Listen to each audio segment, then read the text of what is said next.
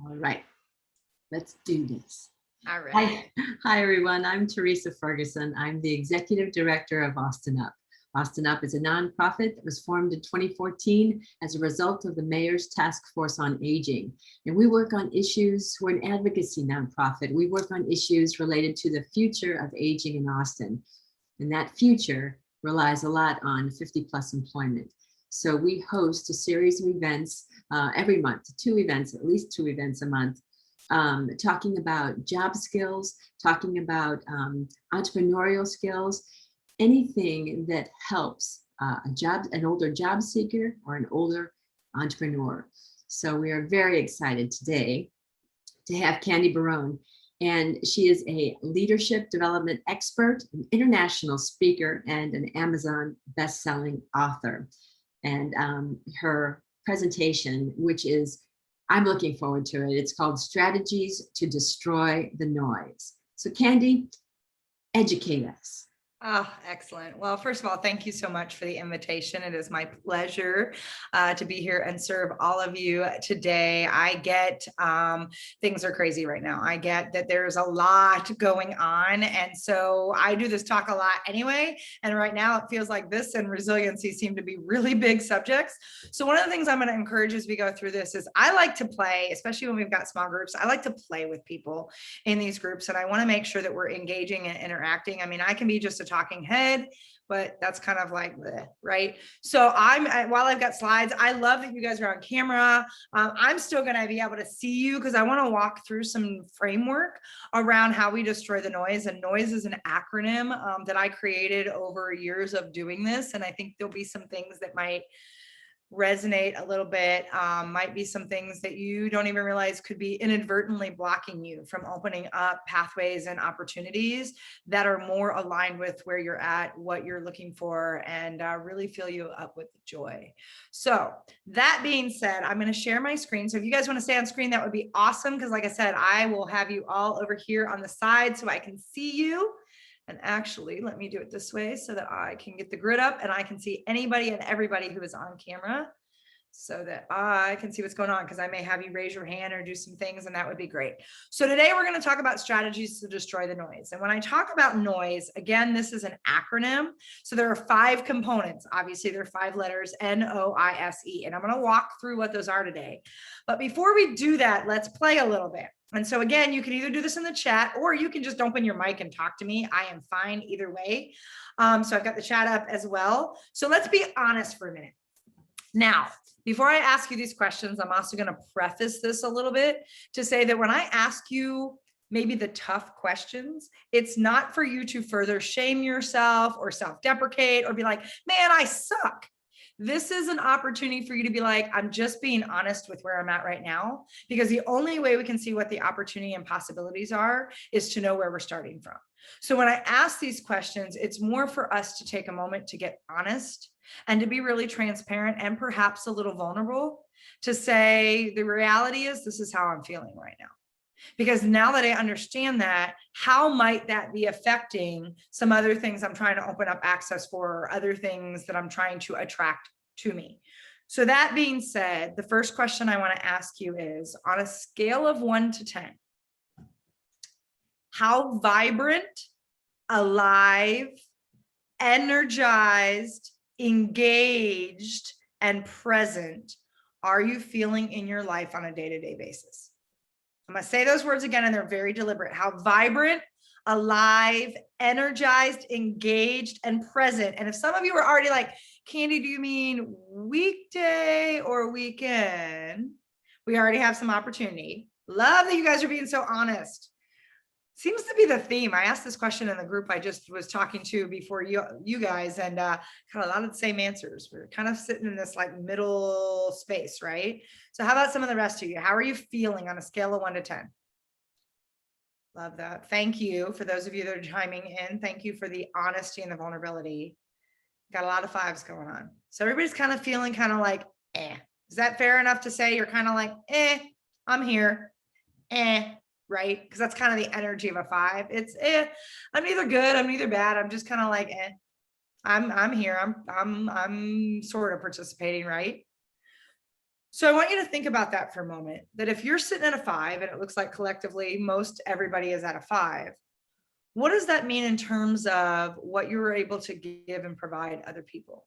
So if you're sitting at a 5, lack of sleep lately, I feel you. I'm going through menopause right now. I'm telling you, I haven't had a decent night's sleep in like, I had never thought I would miss being cold all the time. I am missing being cold all the time. Anyway, I digress. So I get that lack of sleep, right? So that can impact. But when you think about if you're sitting at a 5, what are you possibly maxing out and giving other people as a result? If you're at a 5, what do you think your energy feels like for other people? Again, this isn't to shame you. This is just to get really honest for a minute. So if you're at a 5, what do you think you probably, if you're like really pushing the most you can offer people, what do you think that probably is? You're usually an 8, 10, so they can tell when you're off. Because most of us, if we're at a 5, the best you can be offering people is like a 4 or 4.5. Because if you were at a full 5, you'd be on the floor crawling, tapped out, probably not at a 5, and more like a 2. Not participating in much, right? So there's this kind of like apathetic, I'm just here, whatever kind of attitude that not only do other people feel, it's also affecting how you're able to show up for other people. Yeah, totally. So I want you to think about, because I'm going to ask you another question. This one might hit even a little harder. When was the last time you feel you fed your soul? When I say soul, what shows up for you? Like, how do you define that? I use that word again on purpose.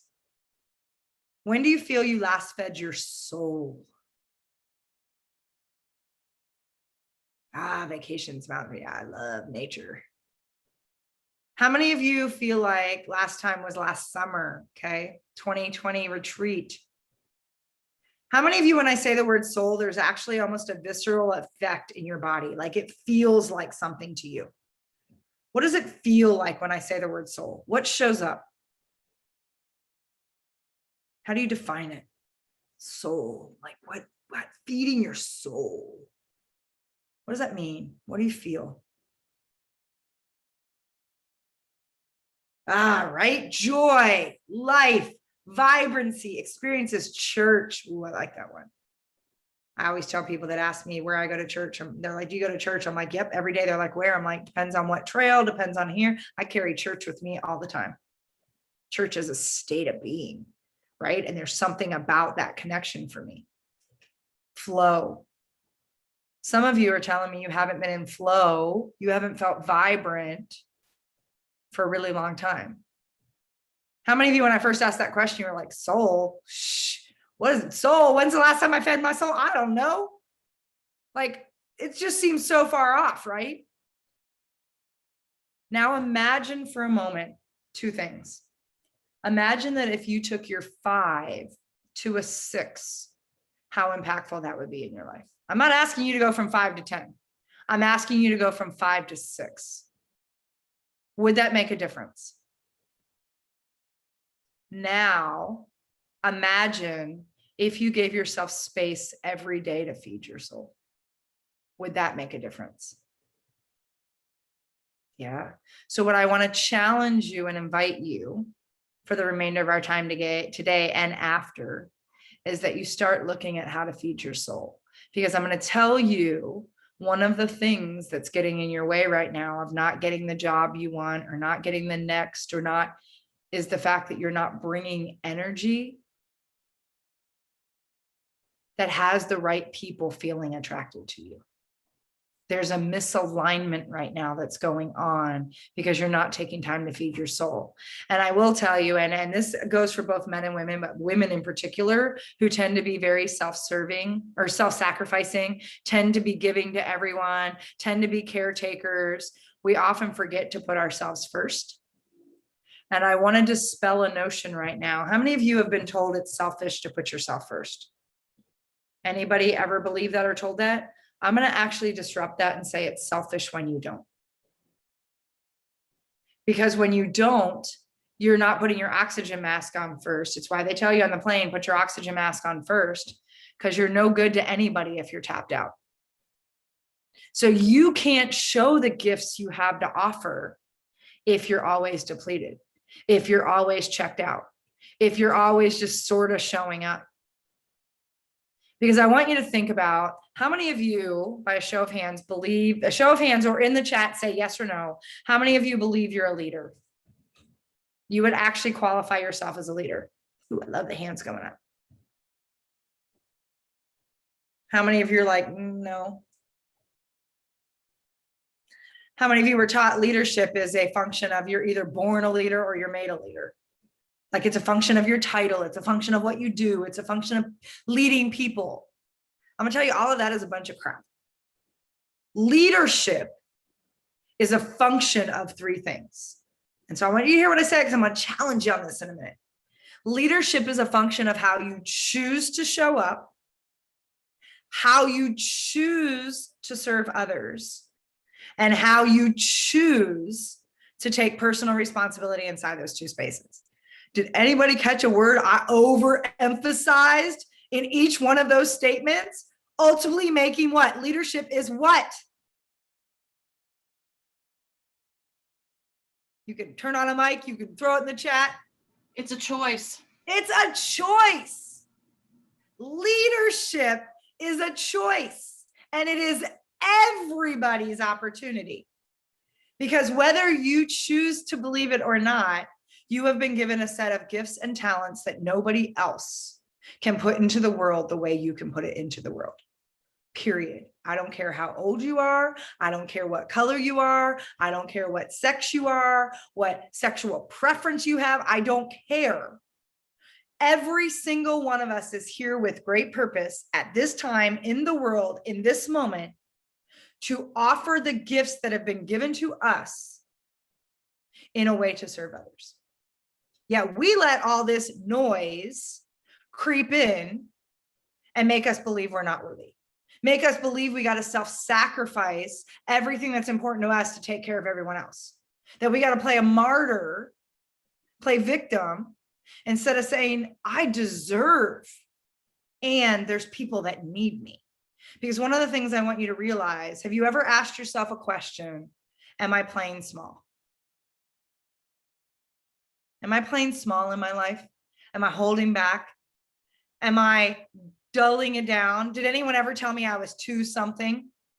I'm gonna tell you what, I got told I was too talkative, too big of a thinker, too passionate, too transparent, too. And I hear all of that and I'm like, oh, look at all my gifts.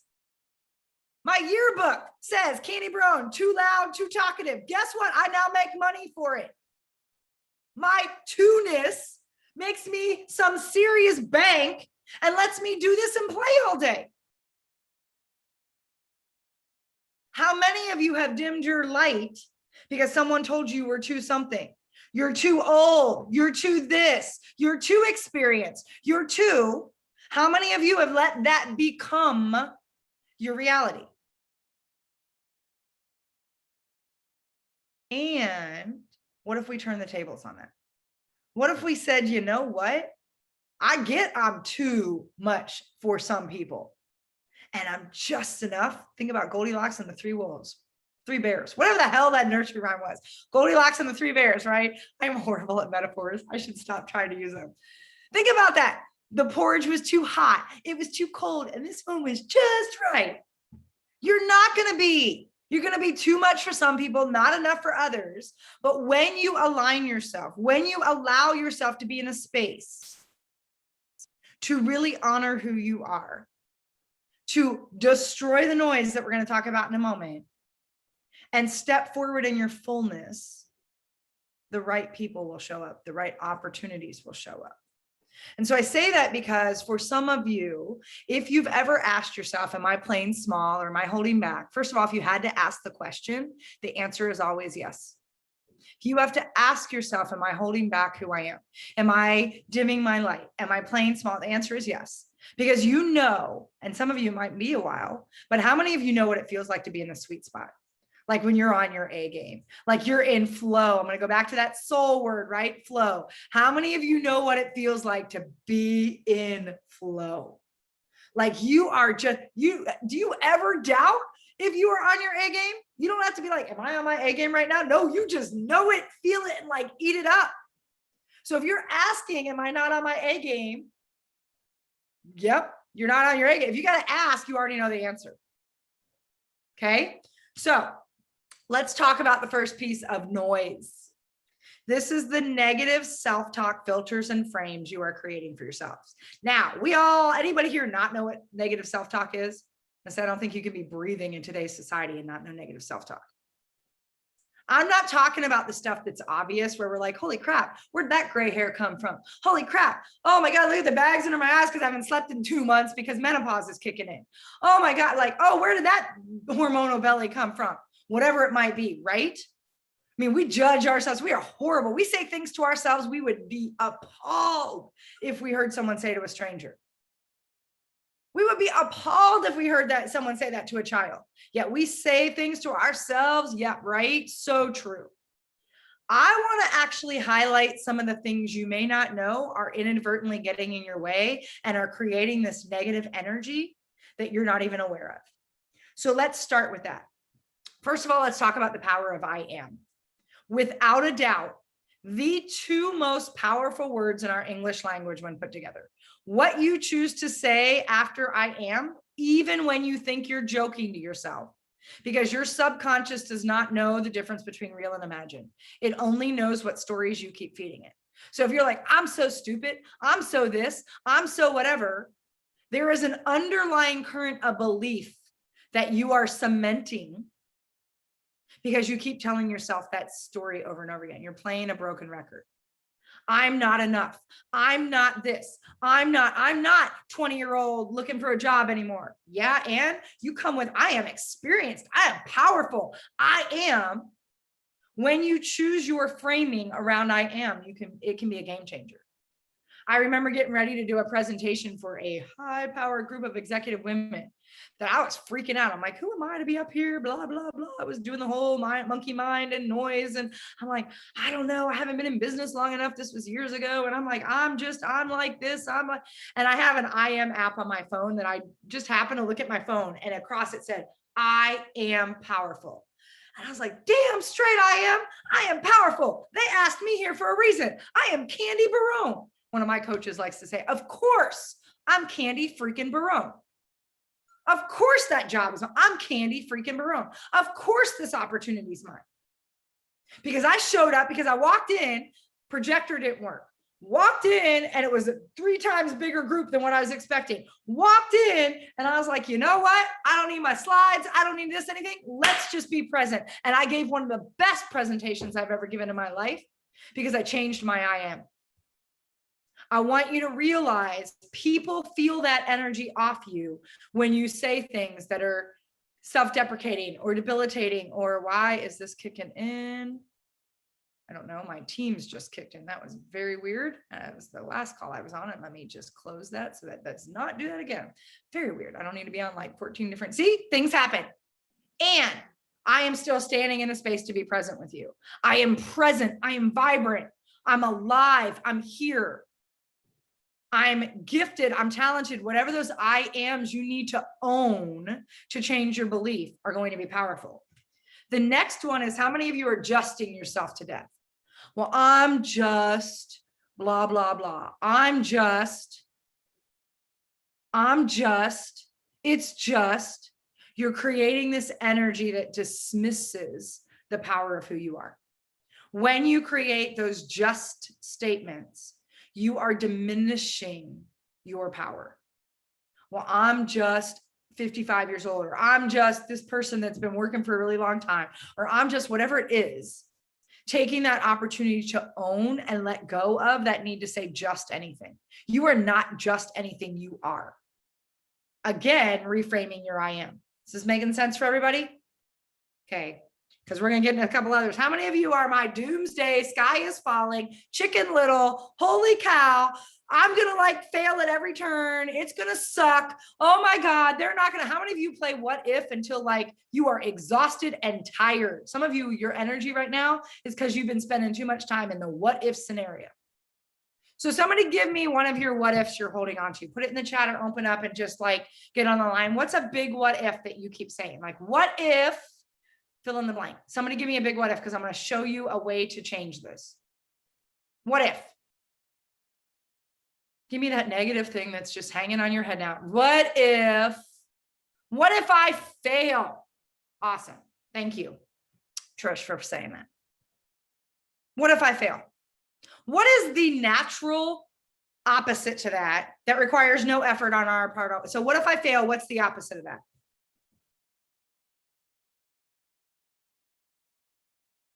What if I fail? And here's what I want you to do. Instead of saying what if, I want you to actually change it to say imagine if. So you could say, what if I fail? Or imagine if I succeed. Does the energy change between what if and imagine if? What changes? What's different between what if and imagine if? Imagine if. What does that do? Does that feel different?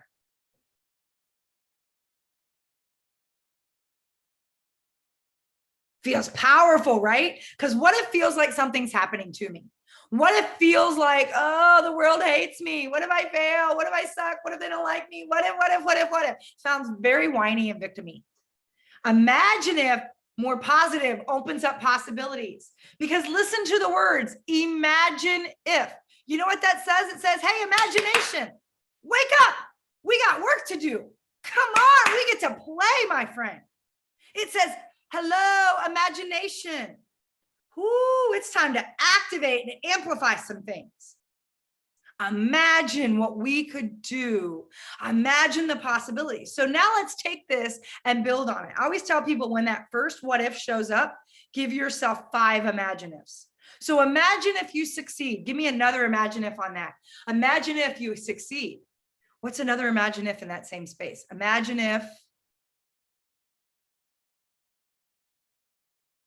getting that job puts me where I want to be. I'm over 45, relevant and accomplished, but working in a millennial world.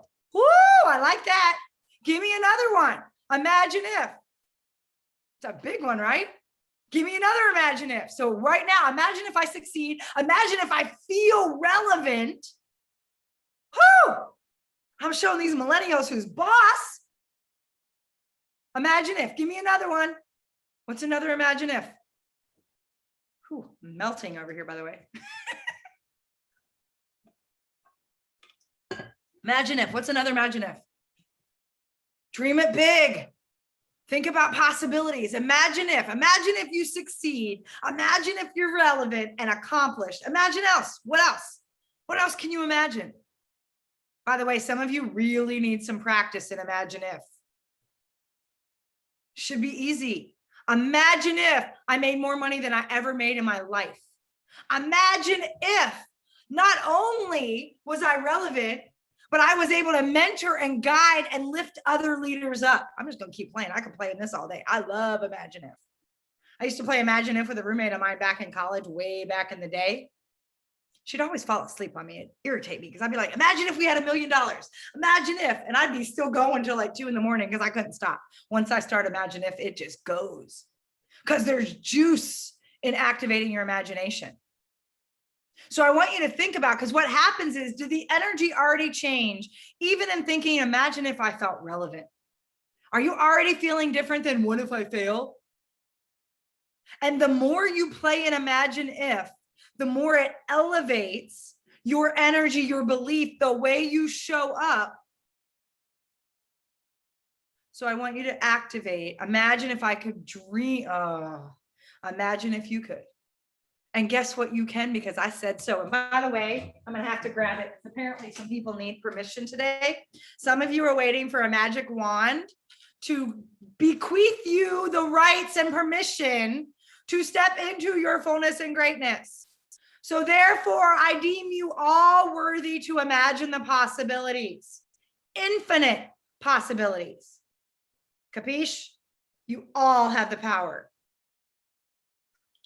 Sometimes I need to bring out my little frozen wand.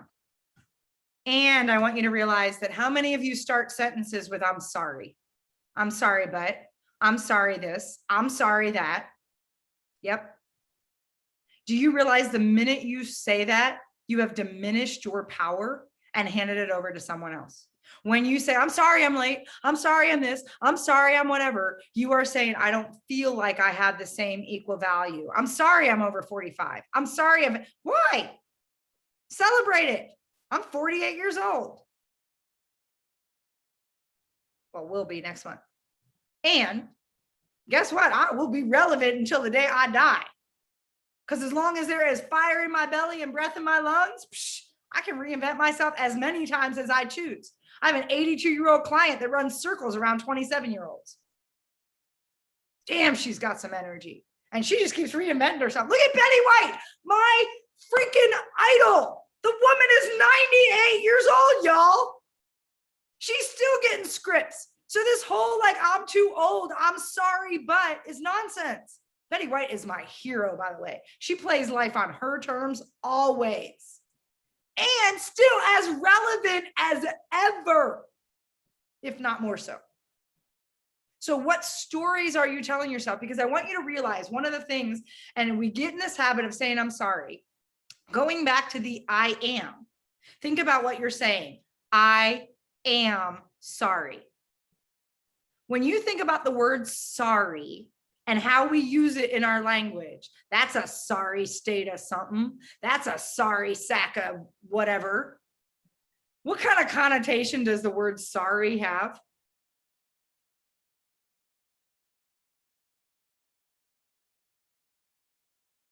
Is it positive or negative? And you can do a thumbs up or thumbs down for those. Is it positive or negative? Yeah, right? So why would you want to keep classifying yourself in that same light? I'm sorry. Oh, no wonder why you don't have belief. Here's the thing. If you do something that's out of character and out of integrity, choose to use the words, I apologize instead. Because where I'm sorry, you're actually qualifying and identifying how you view yourself. I apologize as an action and verb. It says, I see I did something wrong. I take responsibility and I'm willing to do right by it. I challenge you that every time you feel ready, and some of you are going to hate me later because you're going to realize how much you say sorry, that every time those words, I'm sorry, are about to come out of your mouth, to hit pause and replace it with I apologize. You'll get really good at going, ooh, I don't apologize. I meant to say that.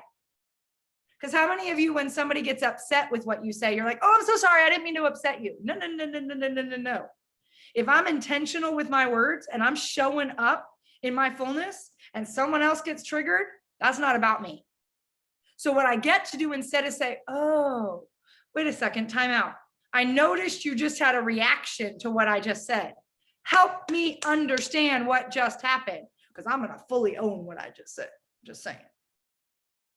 So I want you to think about that, because when you're like, I'm sorry, and then you go, I apologize, you will take a step back and be like, ooh, do I really take apology? Do I really apologize? Did I do something wrong? Do I need to take responsibility for this? No, I'm pretty clear I said that for a reason, or I did that for a reason. I'm going to choose some different words like, excuse me, help me understand. Wow, something just happened. Fill in the blank. We diminish ourselves when we keep spewing out these words that are not serving us, and it affects how people receive us. Okay. So how many of you have a big old butt getting in your way?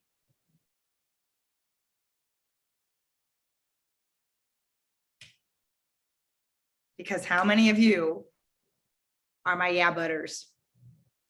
You're right now going, Candy, yeah, but blah, blah, blah, blah, blah, blah, blah, whatever story you're convinced to tell yourself.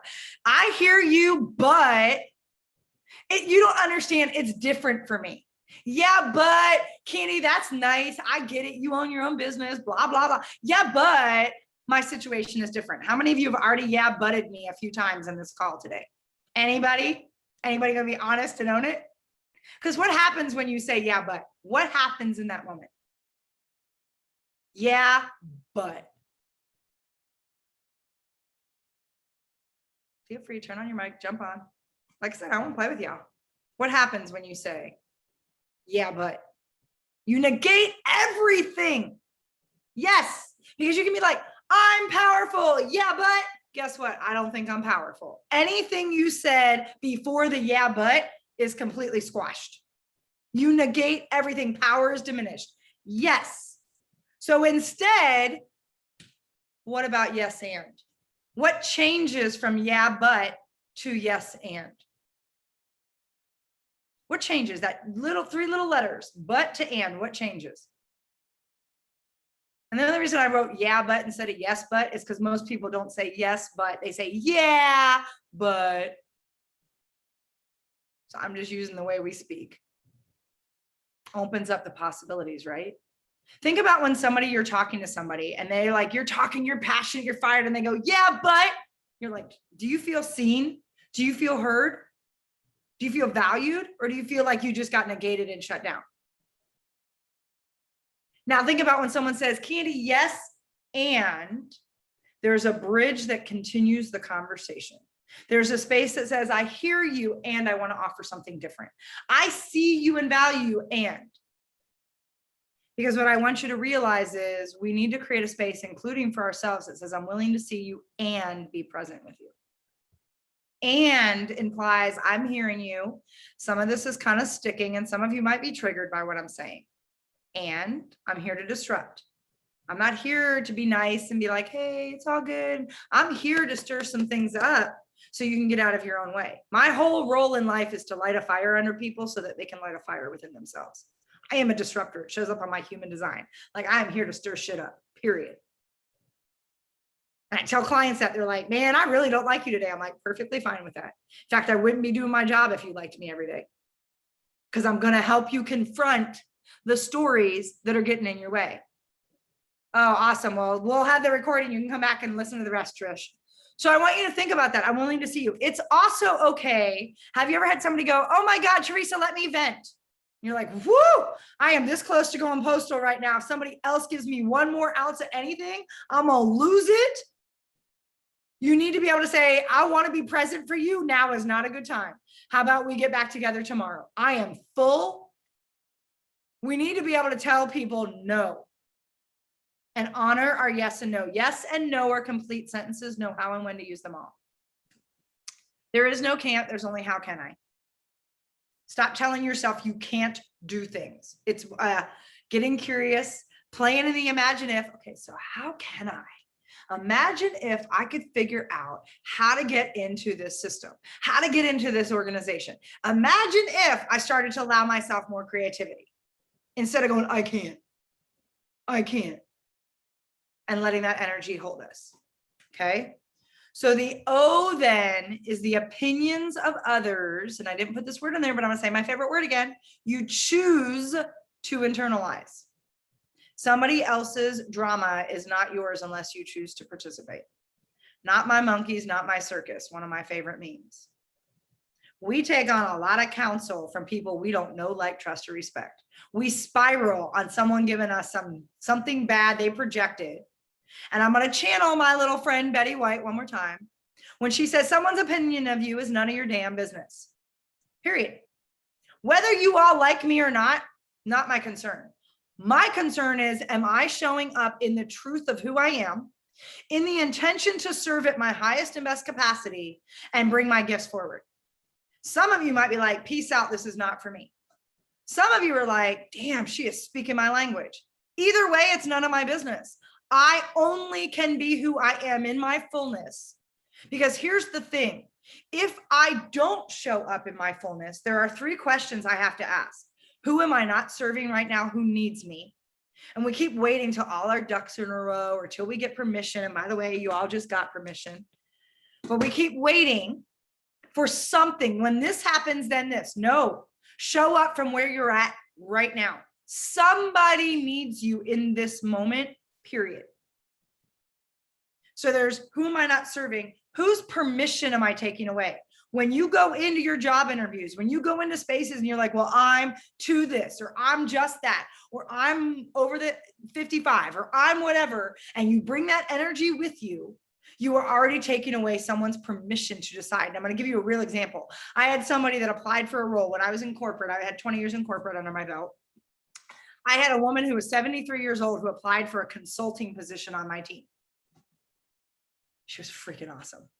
And I went to my boss and I'm like, I'm hiring this person. She's like, she can retire tomorrow. I'm like, she's already retired. She's coming back because she wants to give back. In fact, she's coming from a $300,000 consulting position to take a $72,000 position on my team. And my boss is like, oh my God. And I'm like, I don't care. I don't care if she's here for 3 days. The amount of experience and wisdom she brings to a novice group of consultants I have. And I'll tell you what, she ended up coming. She played for 5 years. She took 2 promotions and she killed it. And she ran circles around my youngins on my team.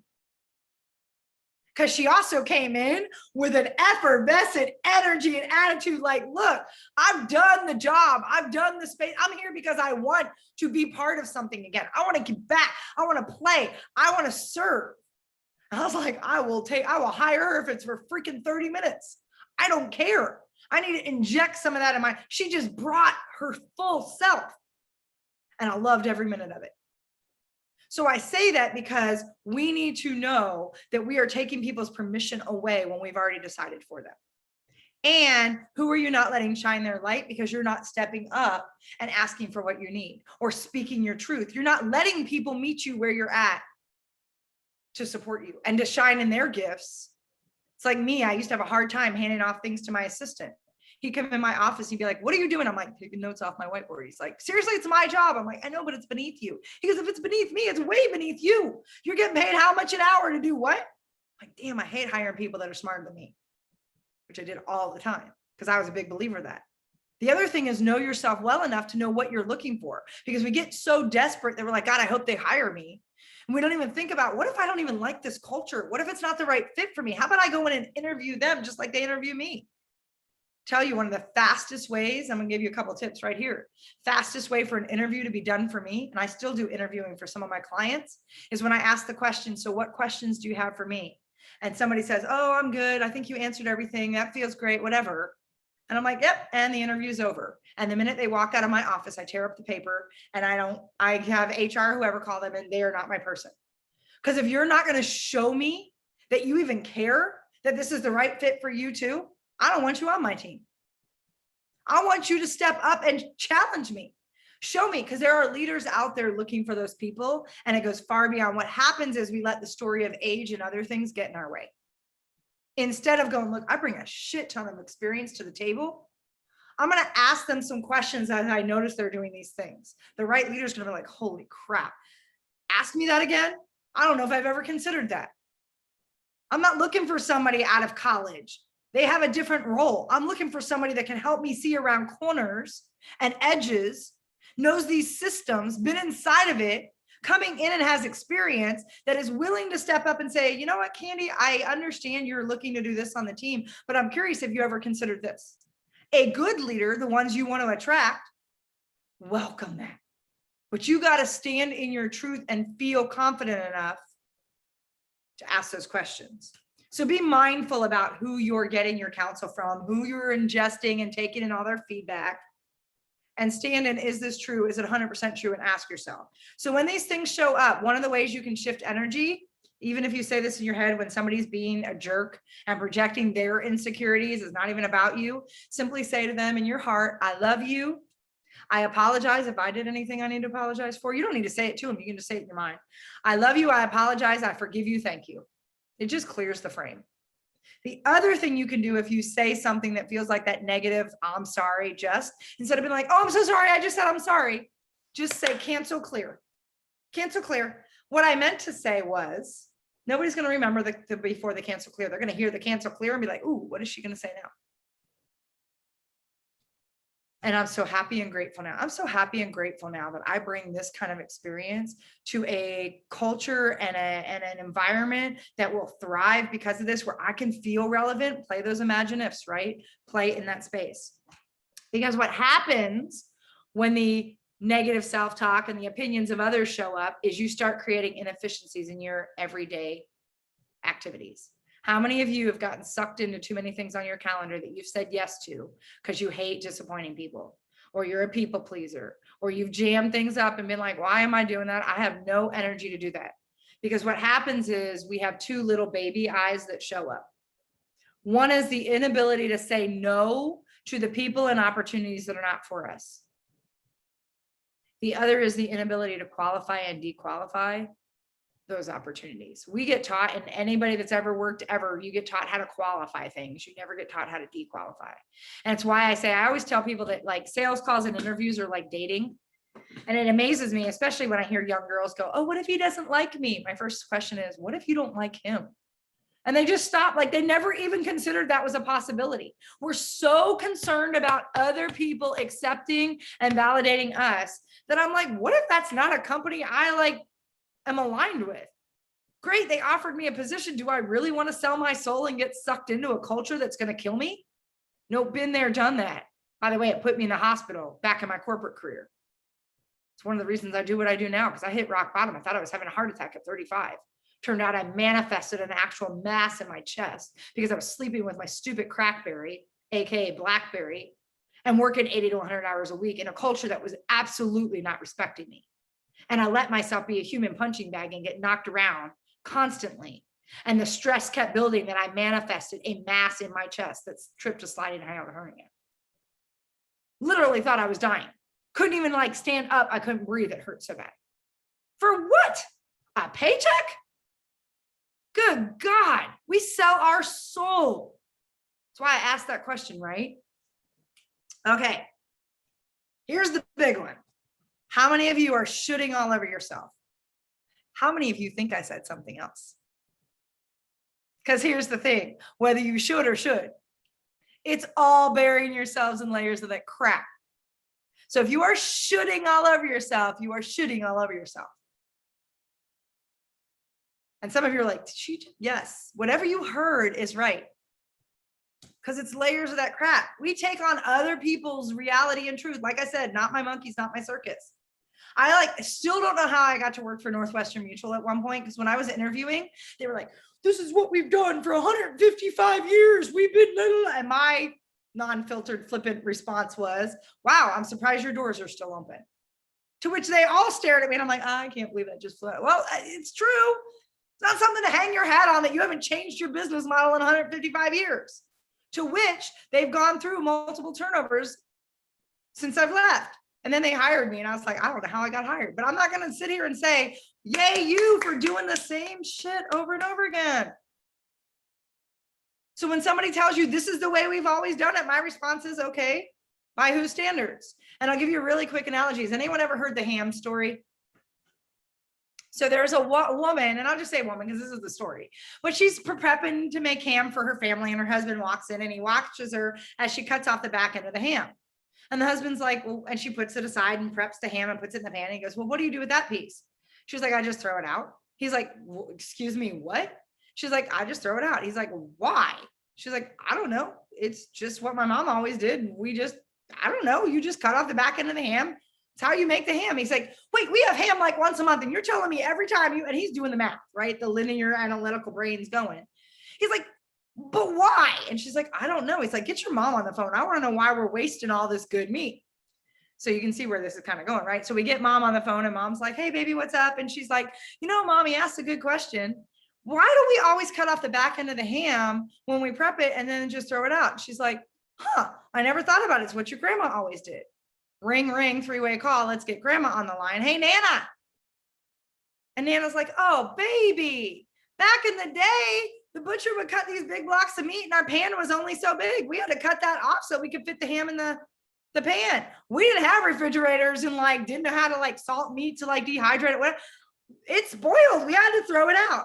What served in 19 whatever does not serve in 2021, yet we keep letting other people's stories. So for years, can you imagine how much meat had been wasted? Because every generation, that's how they did it. And no one ever said, maybe there's a different way. Maybe we can stop doing it because this doesn't make sense. It made sense when they didn't have refrigeration or they didn't know how to cure meat. It doesn't make sense when we have double door refrigerators and freezers and all kinds of ways with dehydrating machines and whatever, right? Yet we allow that to become our norm. So then I always ask people, how's that working for you? I have clients that hate this question, by the way. So here's the thing. Any area of your life where you are still blaming someone, Well, they didn't hire me. They're not doing this. Some of you are still blaming your parents for crappy lives.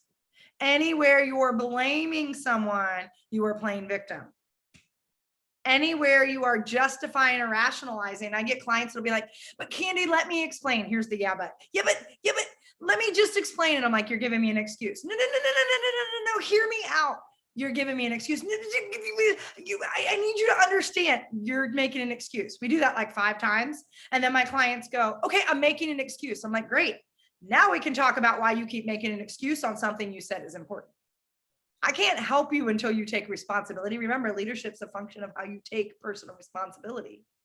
But if you are justifying and rationalizing, if you're yeah-butting or justing all over the place, you're still playing victim.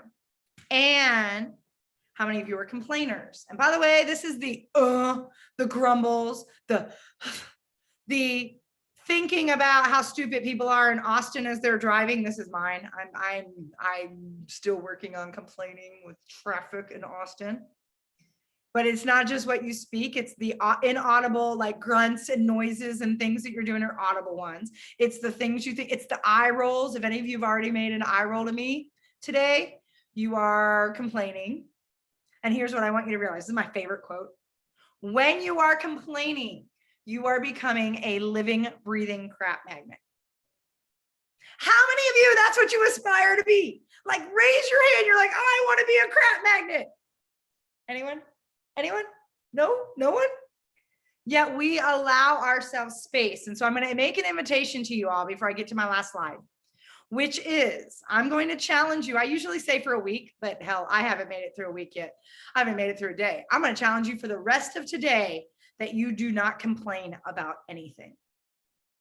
That includes eye rolls and any of those, or man, that is so stupid. Whatever thought, like you just cut it off. No, I've yet personally to get to 2 full hours because we do not realize how much we have created that culture of complaining. We have a culture of who can outsuck who. We're all about complaining and commiserating, not connecting and communicating. Tough challenge, right? I double dog dare you. Okay. And we have our excuses that we create and perpetuate that usually come from 4 areas. I'm going to really highlight 2 of them. One is our fear of being judged and criticized. We have such a fear that people are not, guess what? You are not for everybody. Man, do this kind of work. You want to talk about, I got some haters. I actually love my haters too. They actually invite new people in places I wouldn't be able to reach them. I've taken on clients because haters have blown up on social media for me. It's awesome. And people are going to judge you. They're going to judge you because you're a reflection of something about them. So everyone is going to judge you and no one is actually making it about you.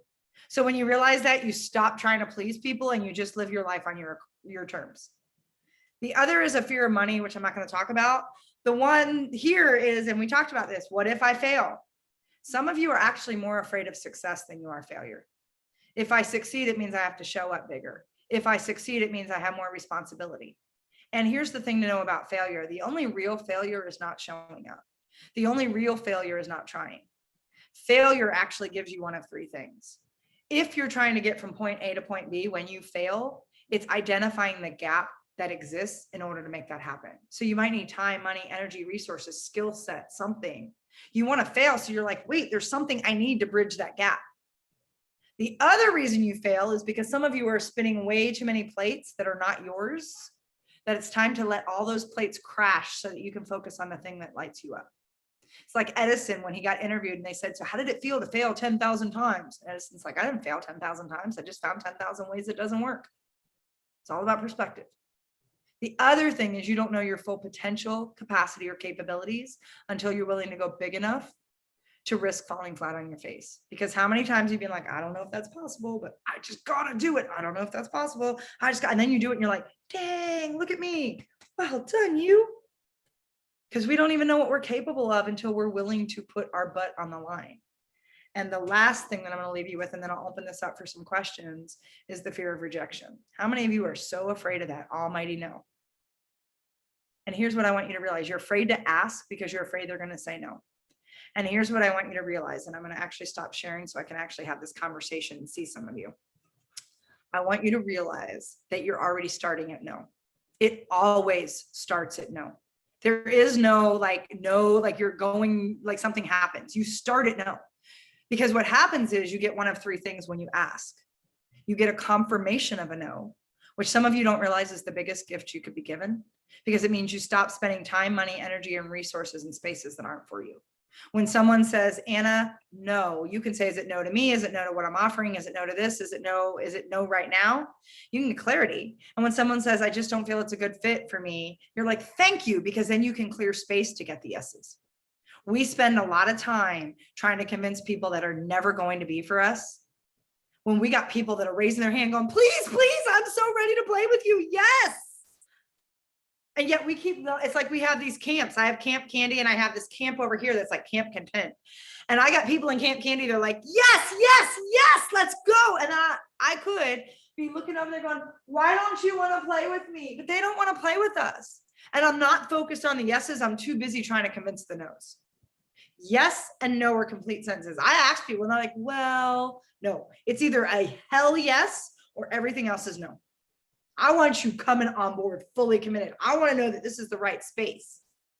So you get a confirmation of the no. The second thing you get is you can't get a yes unless you ask. I have a renowned author who wrote me a testimonial on the back of my book because I asked. It was a no. He couldn't remember me. And yet, as he was on his way, John Gordon, as he was on his way to the Today Show, he wrote me a glorious, it's on the back of my book. And here's the third thing. You don't know who, you don't know how, and you don't know to what level you can affect, influence, or impact change for another person until you show up.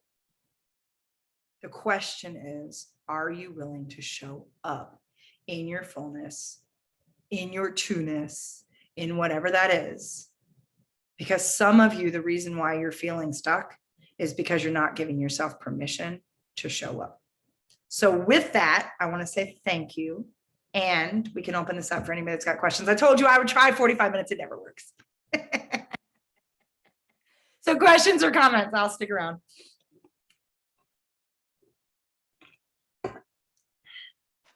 Oh, and while we're doing that, I'm going to put in the chat, but I'm also going to tell you, I have a free gift for everybody that actually is my free ebook, which is just 13 strategies on how to destroy the noise. It's got a lot of great stuff in it. It is simply candybarone.com/free_ebook. I put it in the chat as well, but it is yours. It has, it goes through everything I just talked about. It gives you some really good, tangible, tactical ways to destroy the noise.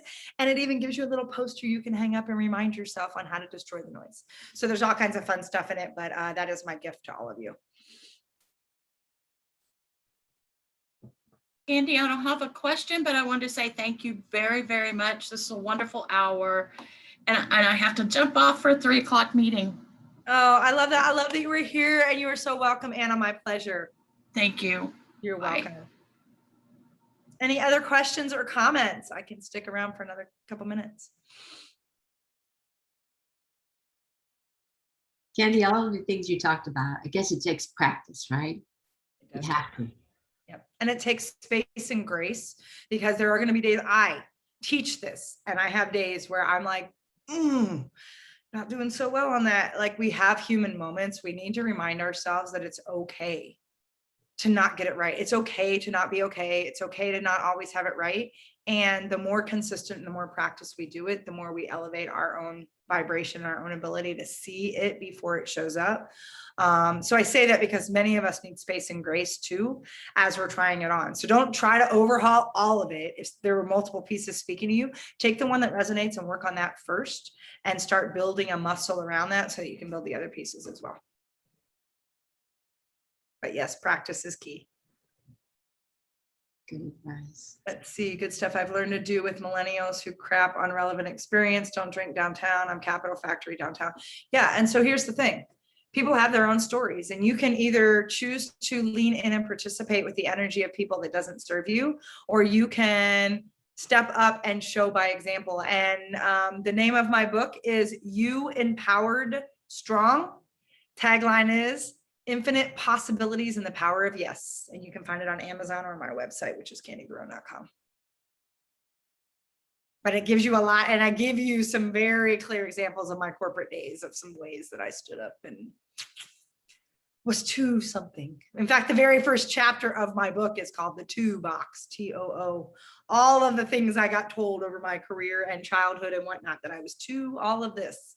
And I'm like, yeah, now I use it all to amplify my gifts, because your two-ness is where your gifts reside, for sure. And Candy, don't you have workshops too? I do. I have workshops. I also have a monthly program for anybody that wants to and do this work. I actually have a group that meets every Monday live from noon to 1.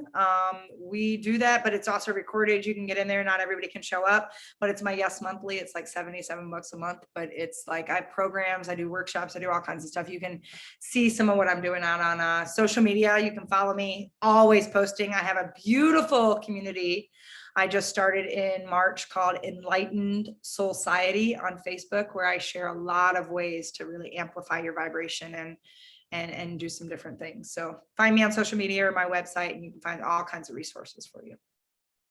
So known man, alum and U of I that should tune in. Yeah, Illinois, that's my own backyard. I actually went to school, high school right around U of I. Interesting. Yes, there are people for sure. And the best way you can help other people see what's possible is demonstrate by example. Live your life in the accordance of you being in your fullness, and other people, the right people, will see that, versus you trying to tell other people what they need. You are so welcome. You are so welcome. My pleasure. This has been great. I've just been smiling the whole way through, because it's so relevant, all this information. And yeah, it affected me. Yay. I'm so glad. That makes my day. Thank you, Candy. Excellent. Well, thank you again for the invitation. This is wonderful. All right. Well, if we don't have any more questions, we'll just close out and check the Austin Up website for more programs, austinup.org. We have one coming up on July 7th about more kind of skills about getting back into the workplace. You know, what's changed in the workplace. A lot of people are feeling a little bit nervous about going back to work in a face-to-face setting. So we're going to be talking about that on July 7th. Awesome. But Candy, thank you very much for this. This is wonderful. Have a great day, everyone. Take care. Bye. Bye.